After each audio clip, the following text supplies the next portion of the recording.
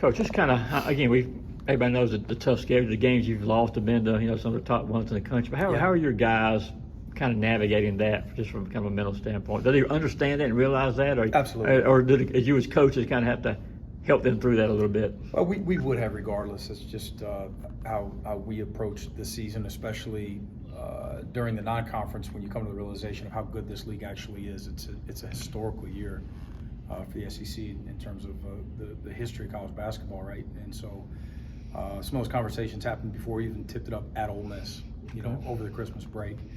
And then we've continued to have them, whether you win or lose, and so we've got to continue to be process driven and focus on today. Had a great day today. Hope we have a great day tomorrow. We've lost to good teams, period. I mean, we have not lost to a pretty good team. We've lost to all really good teams. We're 11-1 at home. We've got a significant home court advantage. The only loss was the 2 points, the number one team in the country. And so we're focused on playing well tomorrow night to give us a chance to hopefully finish that last round tomorrow against a very good South Carolina team who's hungry. We're hungry. It's going to be a heck of a game. Can you talk about that home court advantage, the opportunity of, after being on the road for a week, coming back home and playing? Yeah, it's always exciting to play at home, whether we're playing a mid-major or the number one team in the country or any other SEC team. It's just we've created here, our guys have, with how they've executed and their level of connection, how hard they play, how well we defend at home, what our administration has done to allow to have a significant home court advantage like everyone else in our league has, and Georgia has one now as well. And so we play better at home like everyone else. We're harder to beat at home, and we've got to do our job too, and we've got to play well.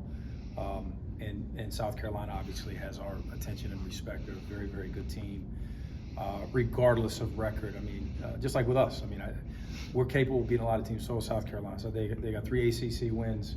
They've been really, really. They could easily be 4-3 in league play, easily. And if they reeled off a few in a row, it wouldn't surprise any other coach in this league.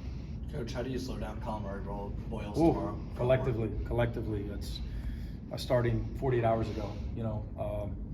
I say that 24 hours. This has been a quicker prep, right? Yeah. Without the day off on Sunday, but he's got everybody's attention. He's really good. He's a well-rounded, versatile guy that's good at a lot. And they put him in positions too, and he's not a typical front court guy where these are the couple spots where we can prevent him from getting it because of his ball skills. He can literally bring the ball to the court and get to his spots with his right hand, with his left hand, from the wings, along the baseline, from the top of the key. And he makes guys around him better too. He's a good passer. They play through him offensively. They do a good job. You mentioned the other day about how many quad one, what your record is in quad 1, 2, 3. How do you balance kind of keeping abreast of where your resume is? Sure. The big picture, and then also preparing for games. I know you guys had talked about, not kind of doing what you did last year where you talked too much about it. Yeah, no, we're not talking about big picture at all. And that's just, I try to be honest when I'm asked questions, and I might have gotten a little long-winded there the other day, especially in a tough loss. It was a tough loss, right? It was a little bit of an outlier for us, a lot of an outlier. That really wasn't us per se. That said, give Florida a lot of credit. They played really, really well, and they're really good. But just a reminder, to you guys and to our guys, and to the fact that it's not like, going back to the original question, it's not like you're out of character, just not playing well against an average team. I mean, that's not the case. Our losses are to quad ones. That's what it is. Now, that said, in terms of where we stand with postseason stuff, that's too much stuff to worry about. We got to focus on not throwing the ball to the other team. Our turnovers got to go down. Our defensive rebounding's got to get better. It's been good at times, but shored some things up, morphed some stuff offensively here in the last couple of days to try to be our best version ultimately in time offensively. Did some good things today. Hopefully it carries over to tomorrow. Easier said than done, though, against another stifling SEC defense. I was going to ask you, how are you going about trying to correct some of the assist-to-turnover ratios that are going on right now? Back to the basics, trial and error, personnel, everything. What you emphasize, what you watch on film, individual meetings, I mean, we're trying everything. We're more skilled than our assist turnover ratio indicates. So it starts with us. It just, you know, our what we're running, our spacing, our tempo, our decision making, and you just try to put your guys in difficult situations. In practices, did it again today. Actually handled some stuff a little bit better today. So hopefully that carries over. It doesn't always, but it gives you a better chance, at least the way we look at stuff. You know, hopefully we have a sharp shoot around tomorrow. That's next on the agenda. Just got out of film for the day.